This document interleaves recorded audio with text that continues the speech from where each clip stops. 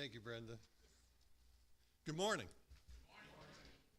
I'm Dale Johannesmeyer, an elder here at Scots Kirk, and on behalf of Pastor Jim Mitchell in the session of Scots Kirk, I'd like to welcome all here in person and virtually, or maybe watching this later in the week. Welcome to all of you. I'd like to encourage everybody to read the announcements after the worship service, but there are several that I'd like to highlight this morning. The youth group will meet tonight, correct, Tony? 5 o'clock here at the church. Bereans, we started a new study this past Wednesday. I encourage all to attend. Some folks that hadn't been attending did attend, and it's on Romans 8, a 12-week study of Romans 8 with Dr. Derek Thomas, which should be great. The session meets this Thursday at the church at 6:30. Please keep your elders, your overseers in prayer. And also, there's a note about Christian crafters. We'll meet this Saturday at the church at 11:30.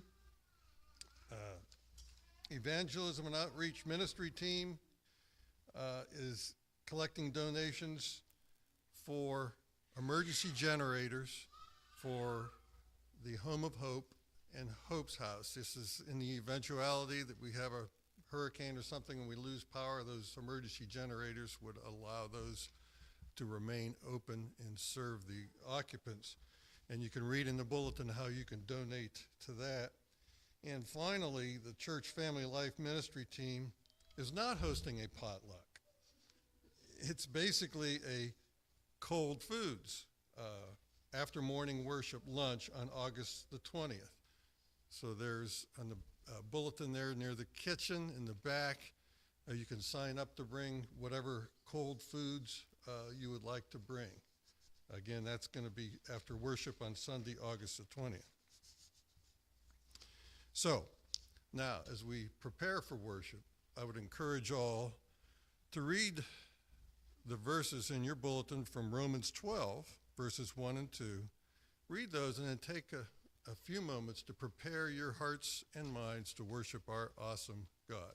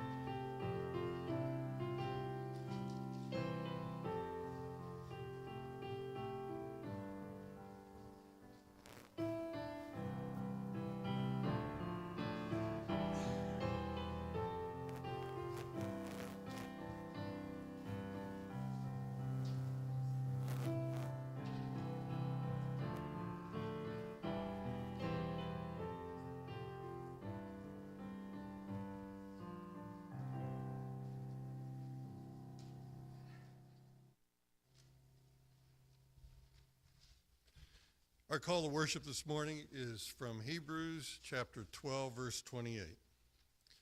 Therefore, let us be grateful for receiving a kingdom that cannot be shaken, and thus let us offer to God acceptable worship with reverence and awe. So let's begin our worship service by standing and singing a hymn of praise to God from the Trinity hymnal, number 457, Come Thou Fount of Every Blessing.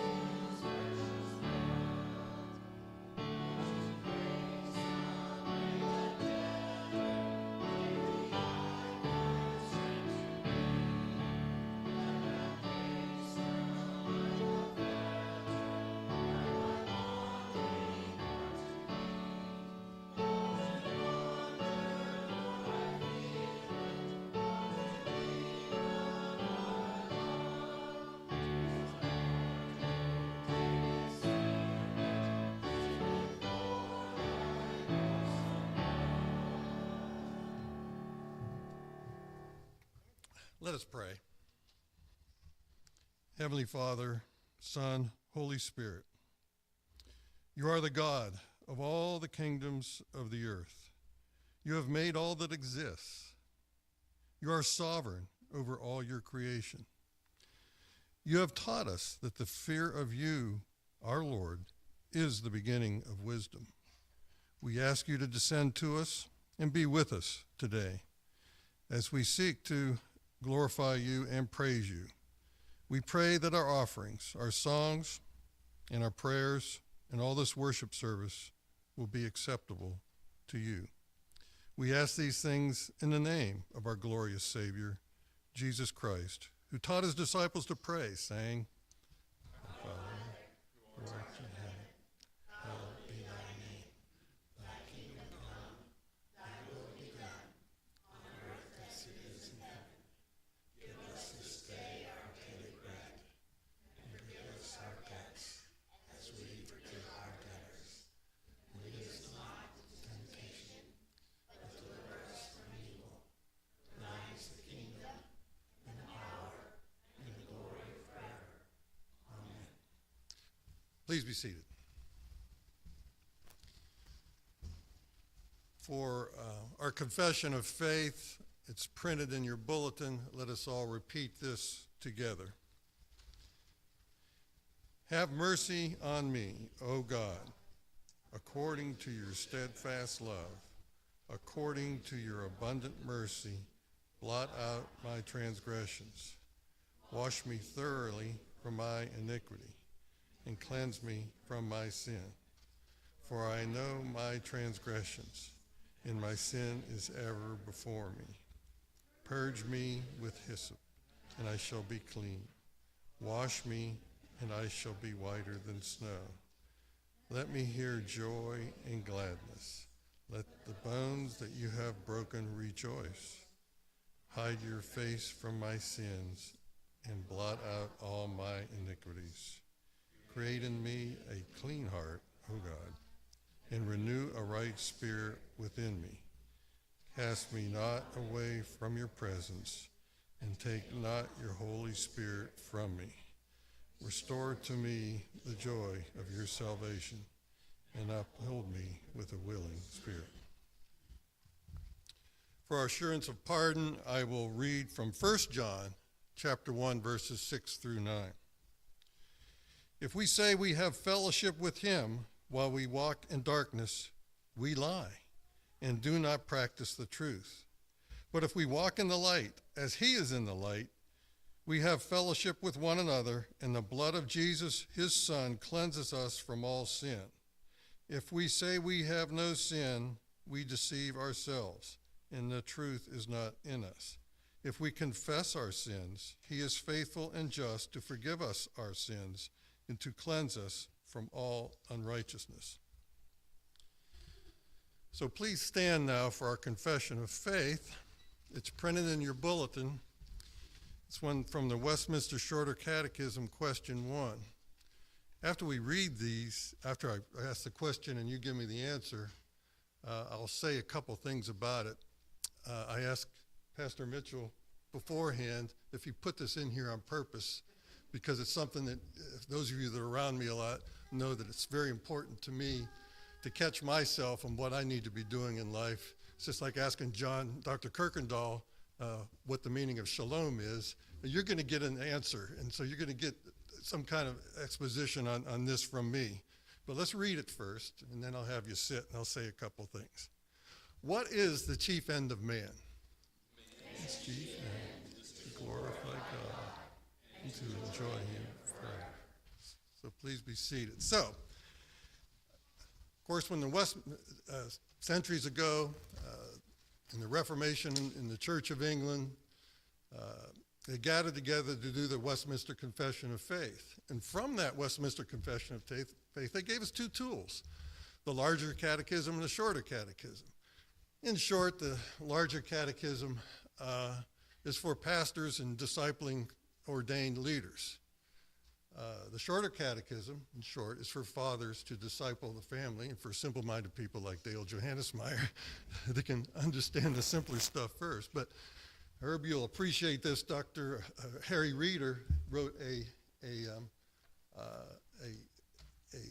essay on this, I think in 2014. Of course, he passed away. He's in God's glory now, but he wrote about this, and it's really quite helpful. Basically, what it's saying is those of us, we are created basically by God to glorify him and enjoy him forever. Those of us that are in Christ, we're in heaven, we have the righteousness of Christ before God. That's just what we will be doing in eternity. We'll be glorifying God and enjoying him forever. But what about now? Those of us in Christ are called to do the same thing. Can we do it all the time? No, we can't. But we need to remind ourselves that no matter what's going on in our lives, we were put here and created to glorify God and enjoy him forever, to glorify him forever, to enjoy him forever. And even while we're here on earth, when things are going wrong, do we stop glorifying God and enjoying him forever? No, we do not. It's easy to do it when things are going right. It's when things are not going according to our views of how things should go, or if we're suffering, we're going through pain. We do have God. We know that we have him with us to help us. He has saved us in eternity, and he's with us now to give us peace, that he is sovereign, and he will, Romans 8:28, he will use all that's going on for his good. So we are to glorify him and enjoy him now. We're to glorify him and enjoy him forever. So let's stand again, and let's ask that question again. What is the chief end of man? His chief end is to glorify God and enjoy him forever. Please be seated. Elder Joel Reed now has our children's sermon. If the children would come forward.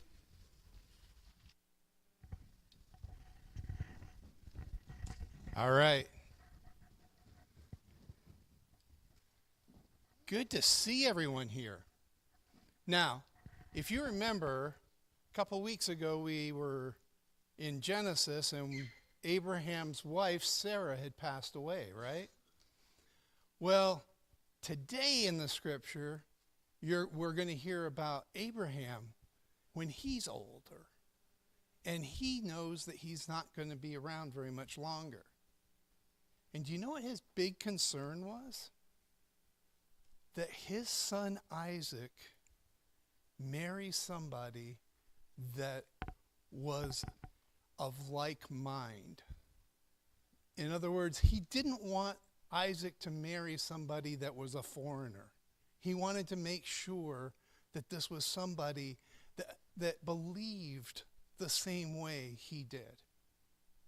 And that's why we're told in Scripture that we should not marry somebody that is not a believer, because we don't share that same bond in Christ that an unbeliever would share. So it makes that relationship so much better. So when you listen to this, think about why Abraham is so passionate about the fact that Isaac marries somebody that has the same beliefs he does. Let's pray. Dear Heavenly Father, we thank you. We thank you that you loved us enough to save us, that you loved us enough to give us your word and to direct us to look for somebody of like mind, of the same faith. Father, we pray that you would continue to bless us. In Jesus' name we pray. Amen.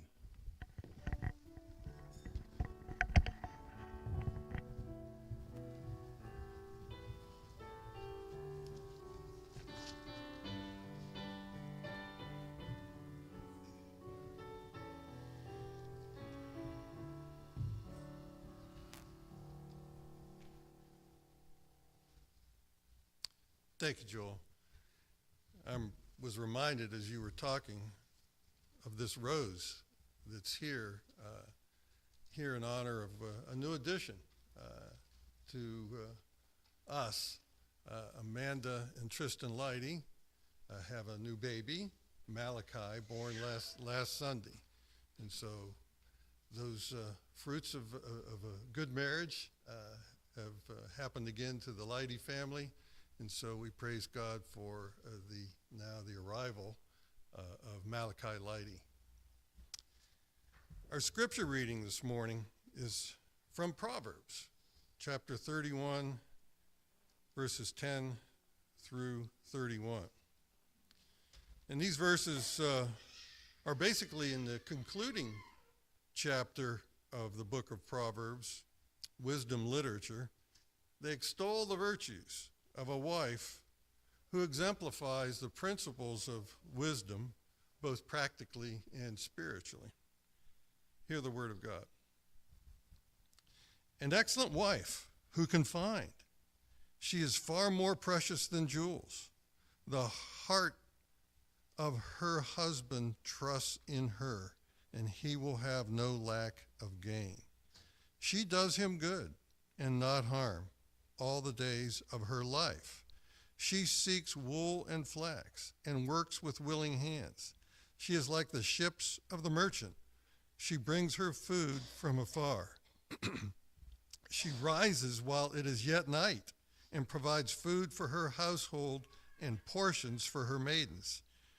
She considers a field and buys it, and with the fruit of her hand she plants a vineyard. She dresses herself with strength and makes her arms strong. She perceives that her merchandise is profitable. Her lamp does not go out at night. She puts her hands to the distaff, and her hands hold the spindle. She opens her hand to the poor and reaches out her hands to the needy. She is not afraid of snow for her household, for all her household are clothed in scarlet. She makes bed coverings for herself. Her clothing is fine linen and purple. Her husband is known in the gates when he sits among the elders of the land. She makes linen garments and sells them. She delivers sashes to the merchant. Strength and dignity are her clothing, and she laughs at the time to come. She opens her mouth with wisdom, and the teaching of kindness is on her tongue. She looks well to the ways of her household and does not eat the bread of idleness. Her children rise up and call her blessed. Her husband also, and he praises her. Many women have done excellently, but you surpass them all.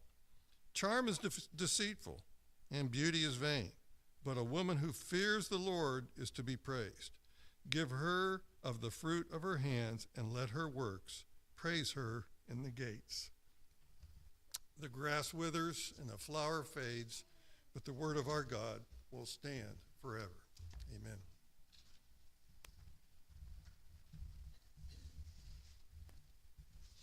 Let us go before our God once again in prayer. O Lord God of the covenant, God of Abraham, Isaac, and Jacob, you are faithful to all of your promises from the first to the last. You have given us the Redeemer in the Lord Jesus Christ, who has come and laid down his life for our gain. He has shed his blood so that we might not die, that we might be brought into your presence forever and dwell with you in a land where there shall be no need of the sun, for the light of your presence will illuminate our stay with you and all the saints and the angels forever and ever. How thankful we are, Lord, that you have provided all that is necessary. Salvation is of you from the first to the last. Lord Christ, you are the Alpha and the Omega, the beginning and the end. O Holy Spirit, you have come and you indwell your people. You take your word, which you've so graciously given, and you apply it to our hearts so that we understand it aright, so that we're able to live according to it as you sanctify us in the truth. Be about that work today. Do not let your word return void, but accomplish your purposes with it in us. Lord, convert those who have not yet known the Lord Jesus Christ. Build up your church and send us out as your servants, that all your people may be brought in. Help us, Lord, to be a blessing to this community. We do pray that you would work mightily to bring about these generators being purchased for Home of Hope and Hope's House. We pray that this would be not to the praise of Scots Kirk or any individuals here in this church, but to the praise of your glorious grace, and be a blessing to others in need. We pray that you would give the hungry food to eat, that you would give shelter for those who have no home. We think of the needs that are not just here, but around this world, and as a result of the fall and the curse of sin, and the needs are great. We pray for spiritual things. We pray for conversions and for the work of the gospel around the globe, but we also pray for material things. We know, Lord, that you are the source of our daily bread, that every good and perfect gift comes from you, that all the good things we have, sight for the eyes, hearing for the ears, the beauty of human relationships. Lord, we think of how you've called us into your house today, how good you are to us, rain and sunshine, the beauty of the world. We thank you for all these things, knowing that material gifts are from you as well. And we lift up those who mourn, those who have lack now. We think of those who are experiencing loss, who mourn the loss of loved ones, who are in need of work. We lift them up before your throne because you have called us to mourn with those who mourn. Our hearts go out to them. Lord, we also rejoice with those who rejoice, and we do rejoice with the Leidies and the birth of their son Malachi, and praise you for your covenant faithfulness in another covenant child being born to this household. Lord, we also pray that your comfort, your peace, which passes all understanding, would be given to the household of Heiko Birkeland. We think of all those to whom Kay was dear and pray that you would be a comfort to them by the truth of the gospel, even as you have brought her into your presence. We know that we will see her again one day. We ask these things knowing that you are the God of all the affairs of man, that you govern what kings and princes and presidents and parliaments and courts do, and we lift all these leaders up to you and ask that you would give them wisdom, restrain their hands from doing evil, for trusting in human means. Lord, give humility so that the sons of men may recognize their humanity, their finitude, their sinfulness, and look to you and govern in ways that are in accord with your holy character and law and your word. May your word be a light to our path, a lamp to our feet. Bless the youth of this church, the children, to grow up in the nurture and admonition of you, to learn the ways of wisdom early and to walk in them. Lord, bless the parents as they seek to raise up these children in the everlasting way of the narrow path. Father, we thank you for the relationships we have as brothers and sisters, mothers and fathers in the faith, and we pray for this unity of spirit to abound all the more, our love towards one another and our fellowship to abound all the more, that the watching world may see our love for one another and then see our love for them in Christ, and most of all, Christ's love for them. Help us in our hospitality and outreach. Lord, give us wisdom as our ministry teams meet. Give our session wisdom as we consider many things this Thursday. Help us, Lord, to consider those that you have called to the eldership, to the office of elder, and to the office of deacon, particularly in the future, even looking ahead to our officer nominations and elections at the end of the year. We thank you, Father, that you are at work and you are building your church. This is not a human matter, that all the members of the body are together called to do your will. So may we do it to the praise of your glorious grace. Work in us, work out your salvation in us as we have fear of you in our lives, fear and trembling before your awesome and mighty power, before your gracious and kindness and compassion in the gospel. For we pray all this in the name of the Redeemer of God's elect, the Lord Jesus Christ. Amen. As we continue to worship this morning, let us stand and sing of the gospel once again in Trinity Hymnal number 521, My Hope is Built on Nothing Less.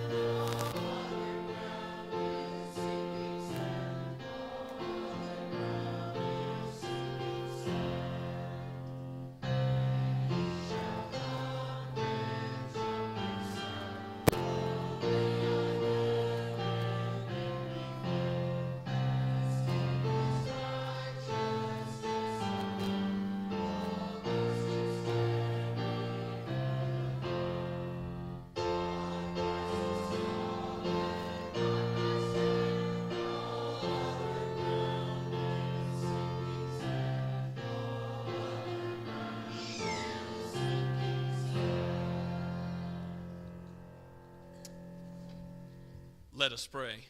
Father, Son, and Holy Spirit, you are the giver of every good and perfect gift, including the raising of our tongues to sing your praises, the praises of your glorious grace in the Lord Jesus Christ, who gave his life for us while we were still sinners, who died for us that we might live forever. Now let our lives be a living sacrifice. Use us and our gifts and talents and time and treasure, the things which you have given to us out of your graciousness and your kindness. And may they be used for the praise of your name and for the benefit of our neighbors. We pray that you would bless these tithes and offerings to the praise of your glory, O Lord, and pray in Jesus' name. Amen.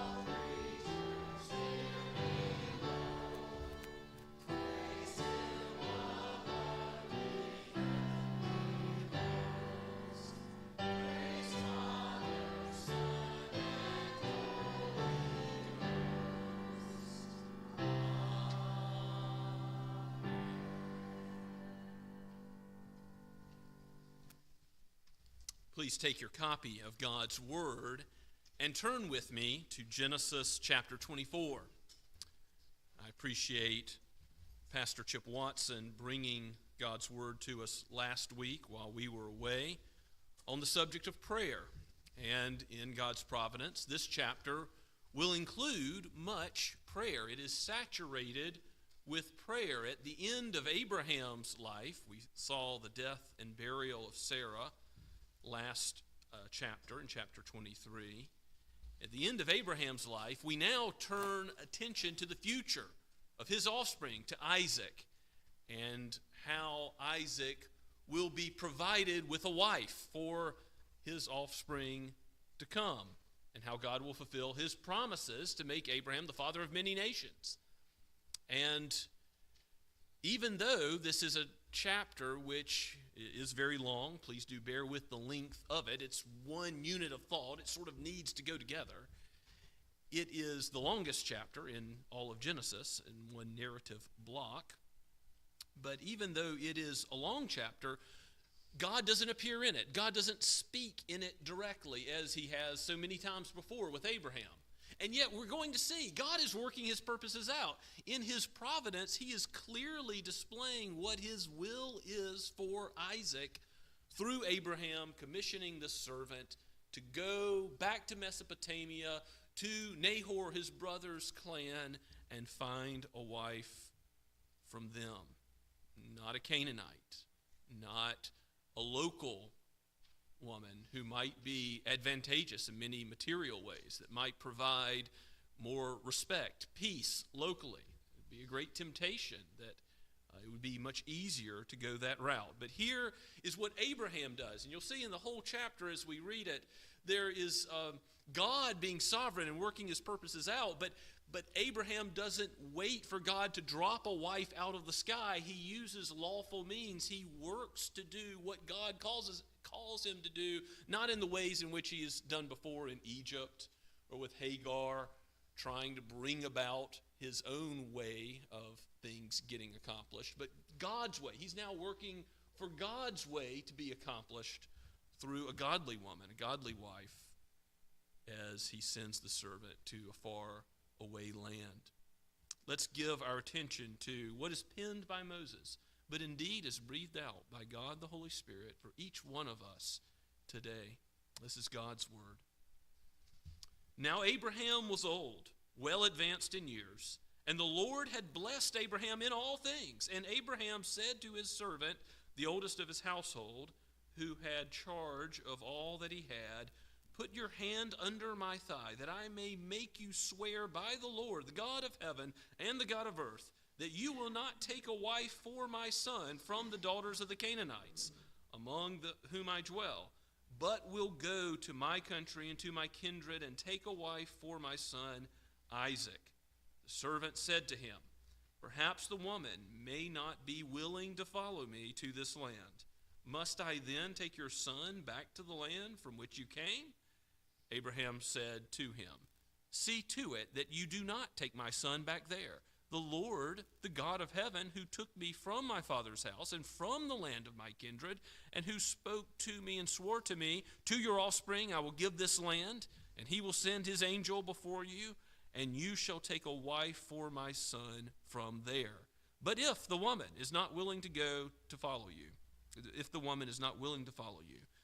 then you will be free from this oath of mine. Only you must not take my son back there. So the servant put his hand under the thigh of Abraham, his master, and swore to him concerning this matter. Then the servant took 10 of his master's camels and departed, taking all sorts of choice gifts from his master. And he arose and went to Mesopotamia, to the city of Nahor. And he made the camels kneel down outside the city by the well of water, at the time of the evening, the time when women go out to draw water. And he said, O Lord, God of my master Abraham, please grant me success today and show steadfast love to my master Abraham. Behold, I am standing by the spring of water, and the daughters of the men of the city are coming out to draw water. Let the young woman, to whom I shall say, please let down your jar that I may drink, and who shall say, drink, and I will water your camels. Let her be the one whom you have appointed for your servant Isaac. By this I shall know that you have shown steadfast love to my master. Before he had finished speaking, behold, Rebekah, who was born to Bethuel, the son of Milcah, the wife of Nahor, Abraham's brother, came out with her water jar on her shoulder. The young woman was very attractive in appearance, a maiden whom no man had known. She went down to the spring and filled her jar and came up. Then the servant ran to meet her and said, please give me a little water to drink from your jar. She said, drink, my lord. She quickly let down her jar upon her hand and gave him a drink. When she had finished giving him a drink, she said, I will draw water for your camels also, until they have finished drinking. So she quickly emptied her jar into the trough and ran again to the well to draw water, and she drew for all his camels. The man gazed at her in silence to learn whether the Lord had prospered his journey or not.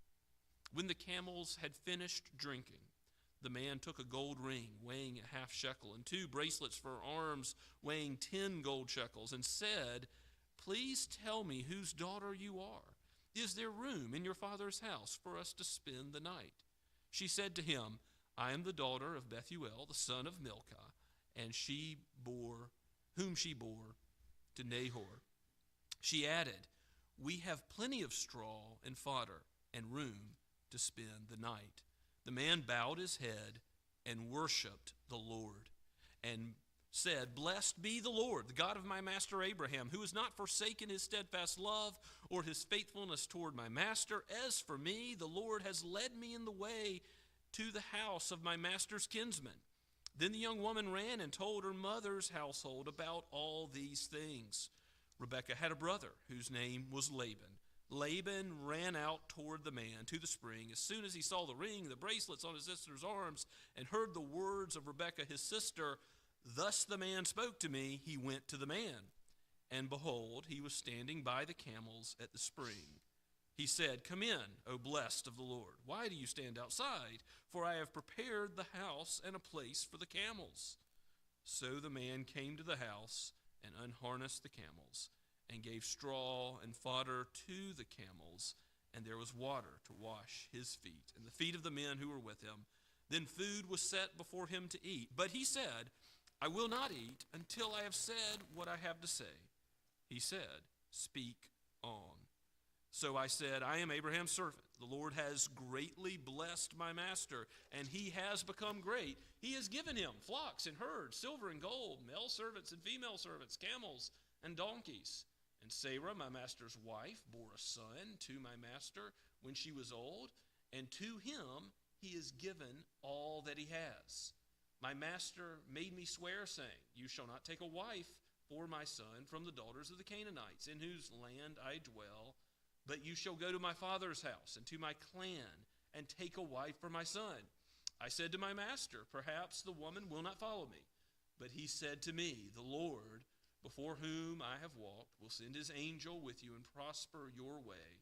You shall take a wife for my son from my clan and from my father's house.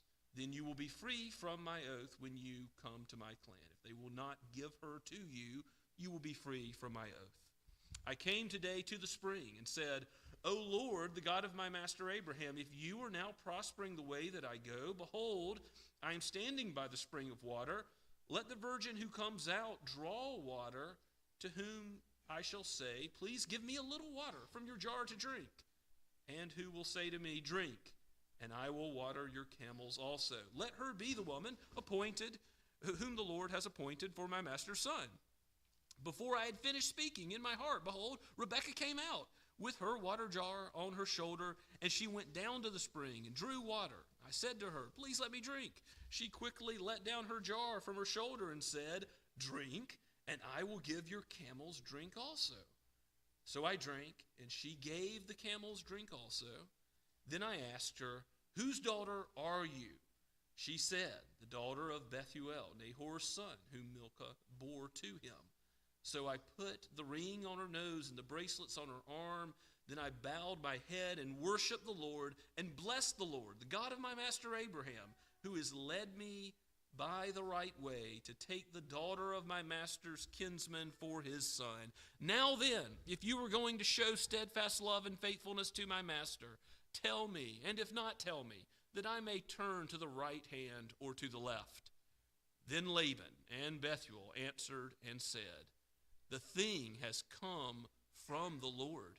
We cannot speak to you bad or good. Behold, Rebekah is before you. Take her and go, and let her be the wife of your master's son, as the Lord has spoken. When Abraham's servant heard their words, he bowed himself to the earth before the Lord. And the servant brought out the jewelry of silver and gold and garments and gave them to Rebekah. He also gave to her brother and to her mother costly ornaments. And he and the men who were with him ate and drank, and they spent the night there. When they arose in the morning, he said, Send me away to my master. Her brother and her mother said, Let the young woman remain with us a while, at least 10 days. After that, she may go.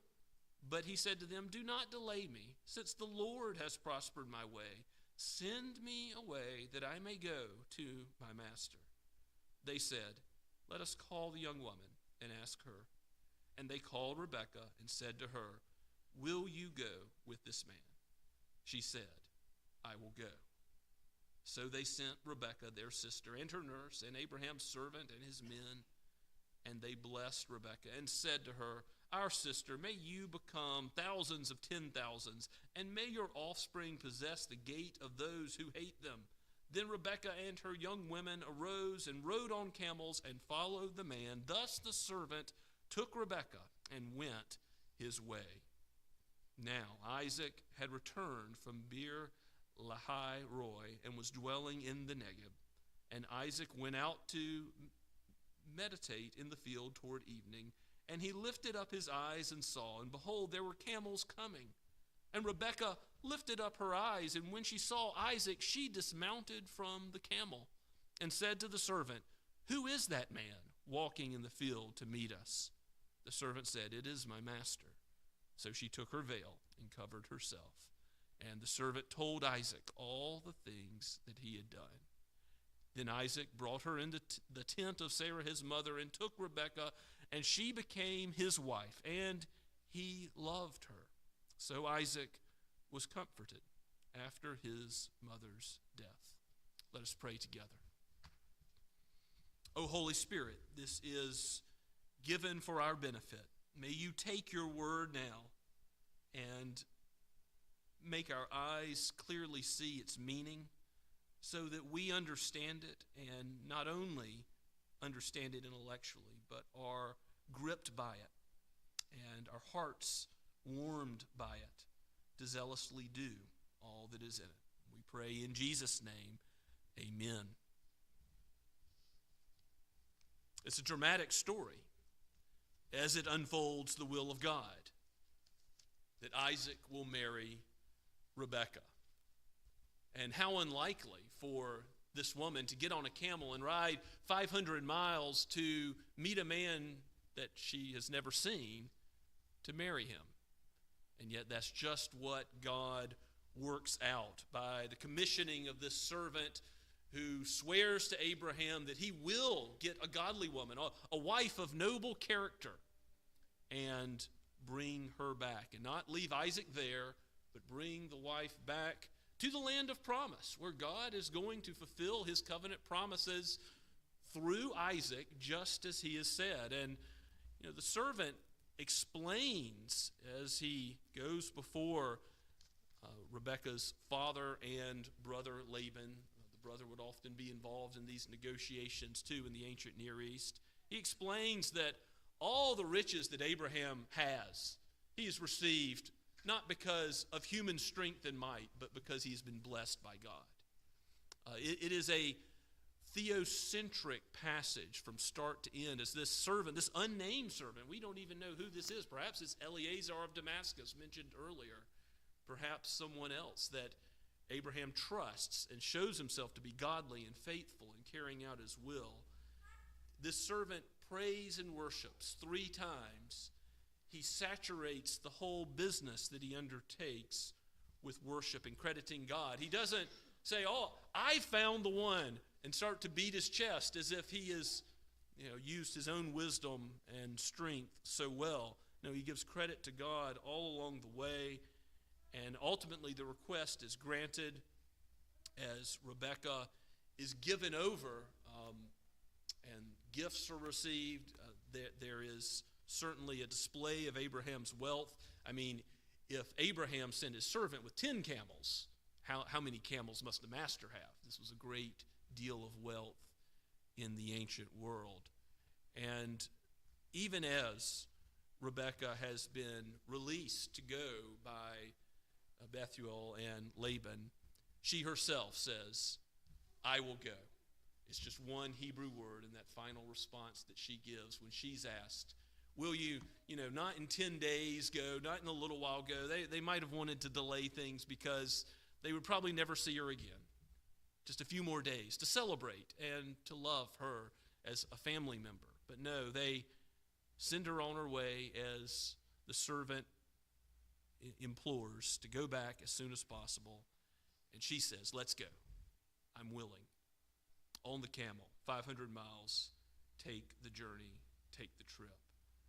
So this passage is, though it is a dramatic scene, though it unfolds the will of God, it doesn't mention God himself speaking or appearing, but clearly Rebekah is just the one God has intended. And Laban and Bethuel see that. Abraham, in his request to do it all this way, was founded on God's covenant promises. Abraham is not trying to get something done his own way, but he's recounting God's covenant promises. You see that in verse 7. If you go back towards the beginning of our text, in verse 7, Abraham says, the Lord, that's the covenant name of God, L-O-R-D in all capitals. That's Yahweh, the God of heaven, who took me from my father's house. He's recalling how he was taken out of a family situation, just as Rebekah will be. He's saying, God, who was faithful in keeping all of his covenant promises up to this point, who spoke to me and swore to me, to your offspring I will give this land. He's recounting this covenant, God's covenant faithfulness. He will send a messenger, an angel before you, so that you take a wife and son from there. And naturally, the servant has a legitimate question, a legitimate concern. Well, what if I go all the way back to Mesopotamia, to the city of Nahor, and there's no woman who's willing to come back 500 miles on a camel? That could happen. Well, then Abraham says you're going to be released of your oath. You know, if there's not a willing party, fine. But Abraham is confident that God is going to use this very thing. And it's interesting when later, the servant recounts everything that's happened. He doesn't leave out the part about, well, if there's nobody willing, then I'm released of the oath. No, he actually repeats that as he's asking for Rebekah's hand in marriage. They have an out. It's not like they can say that this human answer of no was unavailable to them. No, the servant is faithful from start to end to do Abraham's will, but ultimately God's will, to seek out the wife for Isaac. And she is a noble wife. It's very rare in Scripture, in the ancient Near East in general, to have such a description of a woman as we find in Genesis chapter 24. And if you look in verses 15 through 21, you see a little bit about who Rebekah is. The servant's gone to the well, good place to find eligible bachelorettes. It's where the women draw water. The men are at the city gates. The women are drawing water at the well in the cool of the evening when, you get your drinking water, your bathing water, your water for your animals, when the chores are more easily done out of the hot sun. And so the women are there, and the servant has prayed for God to show him a providential sign, not a miraculous sign, not a sign above nature or contrary to nature, but just let the woman show herself to be a generous, hospitable person who will not only serve me a sip of water when I ask, but also say, I'm going to go above and beyond that and water your camels too. Remember, there's 10 camels, and the commentators say that camels, after a 500-mile journey, they can drink a lot of water, up to 25 gallons of water per camel. So, this is, to offer to water 10 camels would be a very significant gesture, not just a small thing like the sip that he starts with asking for himself. So he's made this prayer to God, show me the woman in her character being displayed in a very specific way. And then we learn about Rebekah in verses 15 and following. Before he had finished speaking, in other words, he just completed his prayer to the Lord, and Rebekah is coming up with her water jar on her shoulder. And he must have found her so attractive because he runs to meet her. He sprints to meet her. We read in verse 17 and says, please give me a drink from your jar. But we do read she was physically attractive in verse 16. She's a maiden whom no man had known. She's a virgin. But her character traits are going to be described more than just what's on the outside, what's known of her in that way. She is going to evidence herself to be just the type of woman that the servant is seeking, because she says, drink, my Lord, when he says, can I have a sip of water? And sure enough, he says, would you water my camels also? And maybe she looks around and starts counting camels, but she says yes right away. She's going to get to work on watering the camels, and that would have taken a while. So she's like the Proverbs 31 woman who's up early, working late. Her hands are busy with toil. She is working hard to serve somebody else and to count the interests of others above her own as she perseveres in this task of watering all these camels for a stranger at this point. And then the servant is asking, okay, whose daughter are you? He first gazes at her in silence, has a fixed gaze on her. Is she the one or is she not? Considering, marveling, no doubt, at what the Lord is doing in this situation. And, of course, the servant goes and gives many gold gifts that are equivalent to 1 year of wages in gold to her. And then we'll see more gifts that come later. And you see her character also in verse 25. She says, come on and spend the night. She's hospitable right from the get-go. Now, who does that remind you of? That Rebekah is hospitable. Earlier in the book of Genesis that we've already studied. Abraham also was the one who's Chef Abraham, preparing a feast, being hospitable to strangers, entertaining angels. Rebekah is a godly woman in this way also. She has a servant's heart. She's hospitable and a hard worker. So God is providing just the type of woman that Isaac needs. And she realizes, as she hears the servant pray for a second time in verse 27, blessed be the Lord. That's again God's covenant name. The God of my master Abraham, who has not forsaken his steadfast love. That's his covenant love. The covenant is in view again. And his faithfulness towards my master. As for me, the Lord has led me to the house of my master's kinsman. The servant is sure that she is the one, not because he's trying to discern the secret will of God, but because he's noticing her character and what she's like and how specifically prayer was answered. And no doubt this would have encouraged the young woman who in verse 28 runs back and tells her mother's household all the things that have been happening. She's heard the prayer that's just been said of her, how she is the fulfillment of the Lord's covenant faithfulness and his covenant promises. And then we see Laban, who's got his eye on the gold, the riches that are being displayed. We're going to learn more about Laban as we go forward in Genesis. Something of his character is coming out here, but he is certainly interested and sees that Abraham is a man with means, allows the servant to speak. The servant speaks. The servant recounts from verse 34 all the way down to verse 49 everything that's transpired to Laban, Rebekah's brother, and Bethuel, Laban's father. And it's at that point where gloriously her hand is granted in marriage. And then again, Rebekah says, I'll go. I'll be the one who even gives up this last few days with my family, like Abraham, to be called out of a situation and to go and do what she clearly believes is the will of the Lord. Now, leaving and cleaving is something that God instituted all the way back in Genesis chapter 2 as God's design for marriage. And I tell many young couples about this, that you've got to commit to that biblical model of marriage because it is hard. You will have pressure from family to put mom and dad above your spousal relationship in marriage, and you can't do that. You still want to honor, respect, and love your parents, but in a new way, a way that is subordinate to that relationship of marriage. And clearly, Rebekah does this in being willing to ultimately do the Lord's will and to have a first priority of love towards Isaac.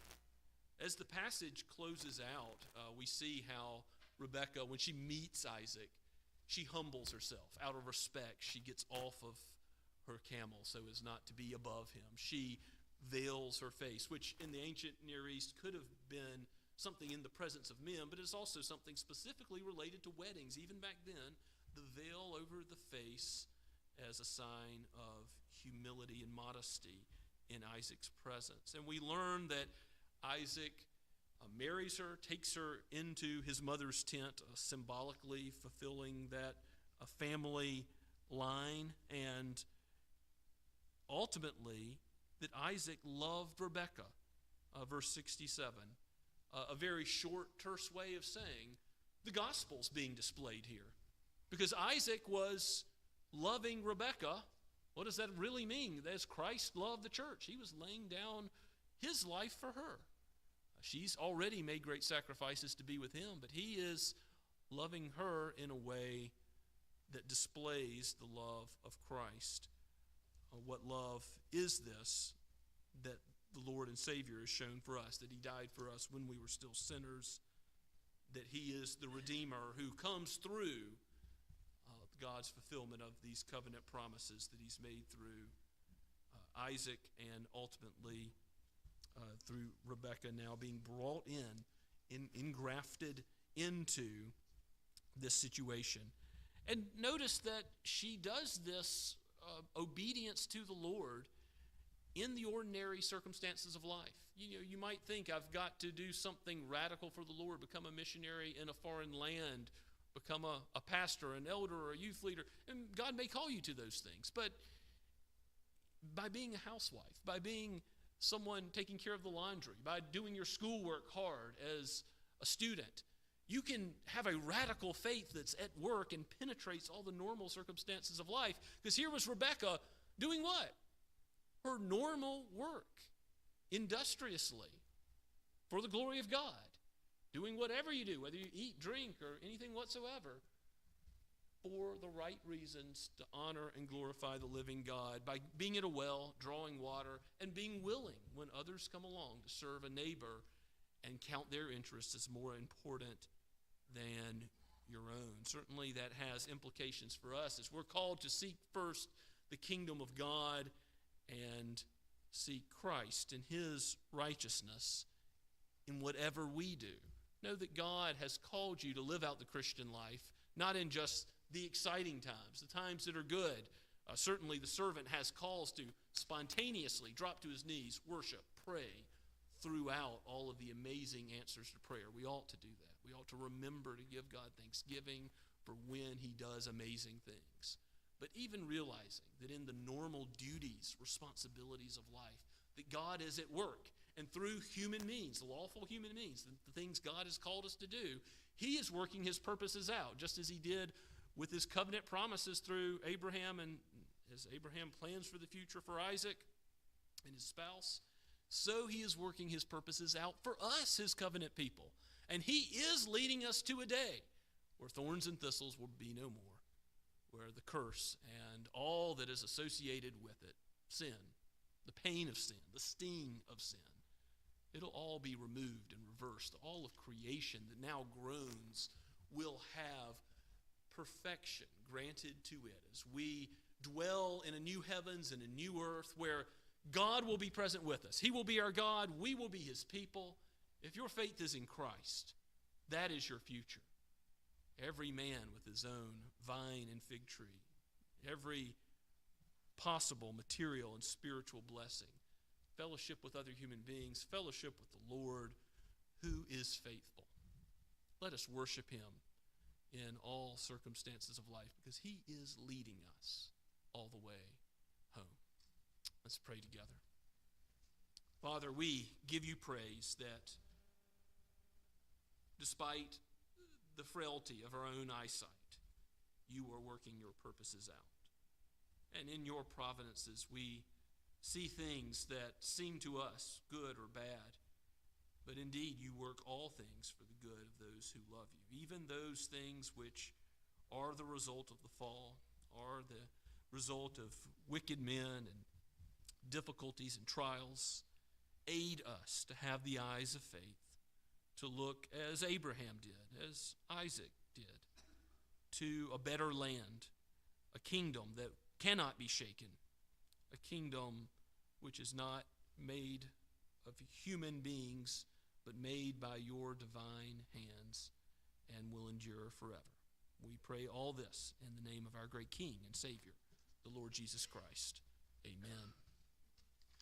And now, as we respond to God's word and prepare for the Lord's Supper, let us stand and sing the first two verses of Lamb of God, number 9 in the blue notebook.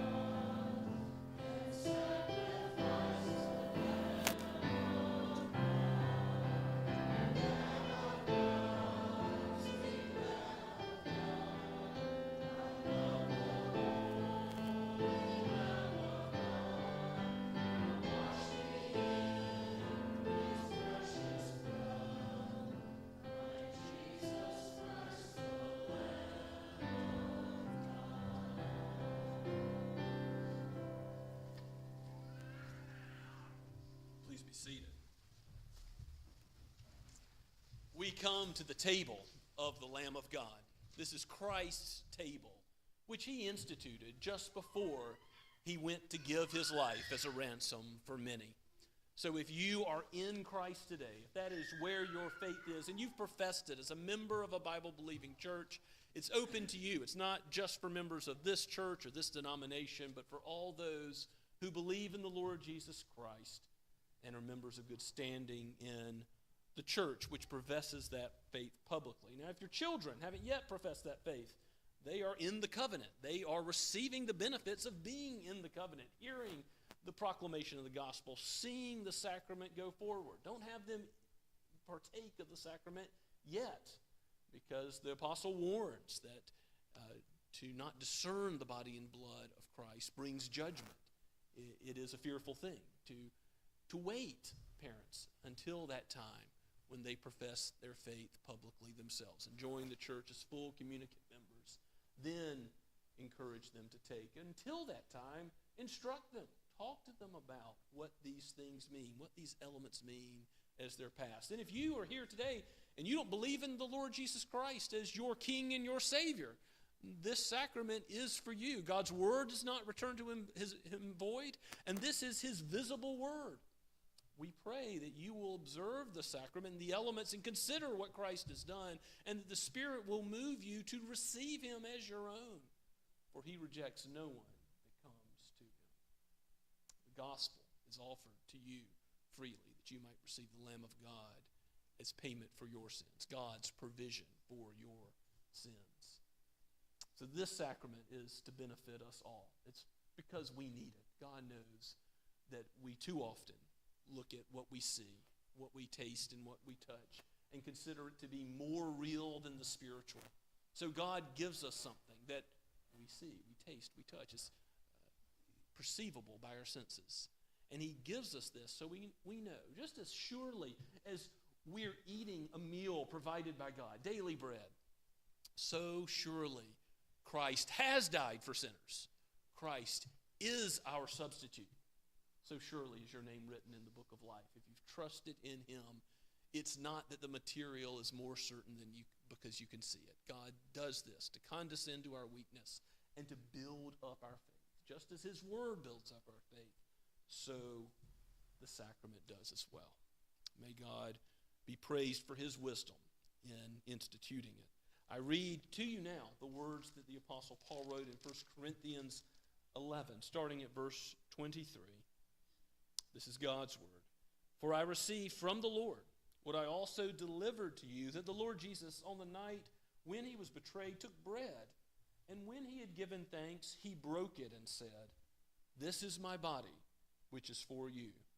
Do this in remembrance of me." In the same way also he took the cup after supper, saying, "This cup is the new covenant in my blood. Do this as often as you drink it in remembrance of me. For as often as you eat the bread and drink the cup, you proclaim the Lord's death until he comes." Let's pray together. Oh, Father in heaven, you are wise and we are not. You are God, and you are infinite and eternal and without flaw. We are sinful. We are but creatures, and we need your aid. We need your grace. So meet us now in the sacrament. Be spiritually present just as you are with the preaching of your word, and help us. Help us to have a faith that would indeed move mountains, not because of our strength, but because of the strength of the object of our faith, the Lord Jesus, his righteousness, his atonement, his perfect sacrifice for us. For we pray this in his holy name. Set these elements aside to a holy use, that we might be strengthened in him. Amen.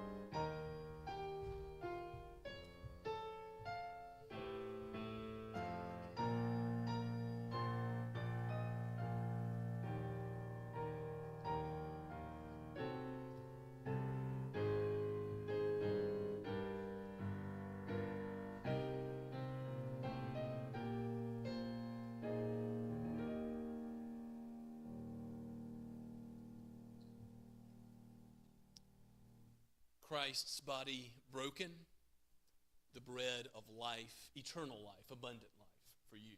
Eat and be thankful.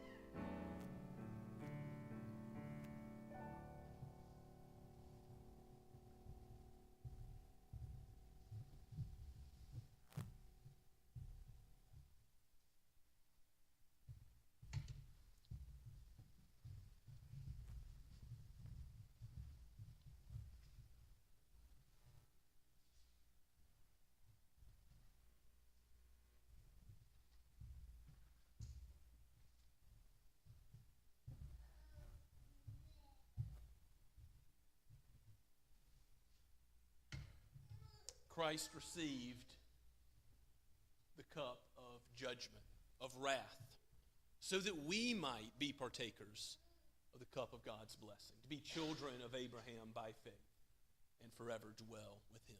Drink with thanksgiving.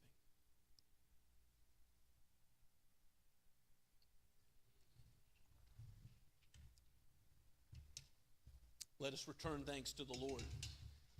O Father, we give you praise for this meal. O Son, for your abiding presence where two or three are gathered. O Spirit, for how you indwell your people and you have knit us together as the family of God. May we go and live for you as we leave this place throughout the week, as we engage in the normal activities and responsibilities of life. May we live for your glory now and the rest of our days, even into eternity. For we pray in your precious name, O Lord Christ. Amen. Now let's stand as we sing our final verse.